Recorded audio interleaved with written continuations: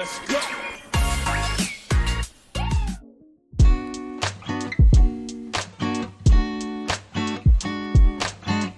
Dans le contexte des 2 semaines introductives de ce MOOC, je vous propose de partager quelques éléments de réflexion sur la capacité de l'agriculture urbaine à ouvrir des espaces d'innovation dans diverses directions. Lorsqu'on parle d'innovation en agriculture urbaine, les images qui nous viennent le plus immédiatement concernent les innovations technologiques, l'agriculture sur les toits, l'hydroponie, etc. Bien sûr, certaines formes d'agriculture urbaine sont très créatives et performantes dans ce domaine. Mais il serait dommage de résumer à cet aspect-là la capacité d'innovation de l'agriculture urbaine. En effet, l'agriculture urbaine repousse aussi les frontières des pratiques et des idées dans d'autres domaines, plus sociaux ou plus économiques. Nous avons vu en première semaine qu'au cours des années 2000, les mangeurs se sont mobilisés pour acheter davantage en circuit court auprès des producteurs de leur territoire. Ces dynamiques sont beaucoup parties des centres urbains où la population se concentre. Elles ont notamment contribué à renforcer les ceintures vertes agricoles autour des villes, en particulier pour le maraîchage. Ce tissage étroit entre producteurs et consommateurs est une des caractéristiques fortes de l'agriculture urbaine.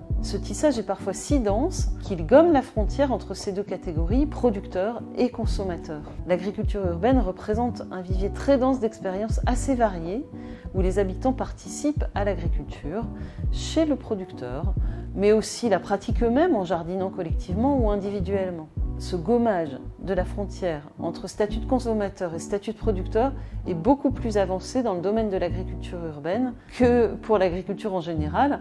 On pourrait dire agriculture rurale, même si l'expression nous paraît un peu bizarre. Une autre frontière gommée par l'agriculture urbaine est celle du statut du foncier. En milieu rural, celui-ci est très majoritairement privé. La terre est possédée par l'agriculteur lui-même, ou par plusieurs associés, ou par des propriétaires fonciers, ou parfois par des investisseurs. Ces formes privées existent bien sûr aussi pour l'agriculture urbaine, mais elles se combinent souvent avec d'autres situations plus innovantes, impliquant l'action publique et citoyenne. Plus fréquemment qu'en milieu rural, par exemple, les collectivités locales sont ou deviennent propriétaires de terres agricoles, donc de terres agricoles publiques, ce qui est très rare finalement en milieu rural. Puis ces collectivités s'organisent pour y choisir le ou les agriculteurs qui s'y installent en location, en promouvant souvent l'agriculture biologique et les productions jugées les plus pertinentes pour ce territoire-là. Les citoyens s'organisent aussi pour acheter puis louer des terres agricoles à des agriculteurs de leur choix, comme le fait par exemple l'association Terre de Liens qui installe des agriculteurs biologiques. Certes, il s'agit au total d'une faible part de la surface agricole nationale, mais ces expériences sont nettement plus nombreuses autour des villes et contribuent à rendre visible le rôle de l'action publique, des collectivités locales et de la SAFER. Vous trouverez dans les ressources une fiche de présentation de ce qu'est une SAFER, un acronyme qui signifie Société d'aménagement foncier et d'établissement rural. Un autre domaine encore dans lequel l'agriculture urbaine se montre créative est l'amplitude des vocations investies pour l'agriculture, sans renoncer à sa vocation première qui est bien de produire des aliments et parfois d'autres ressources primaires. Les formes très variées prises par l'agriculture urbaine en font un univers multifonctionnel.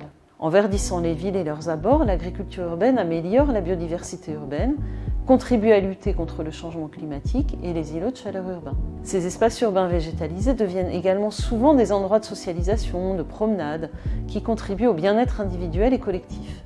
En ouvrant des espaces de participation citoyenne à diverses activités du système alimentaire urbain, l'agriculture urbaine contribue aussi à l'inclusion sociale et parfois à davantage de justice alimentaire.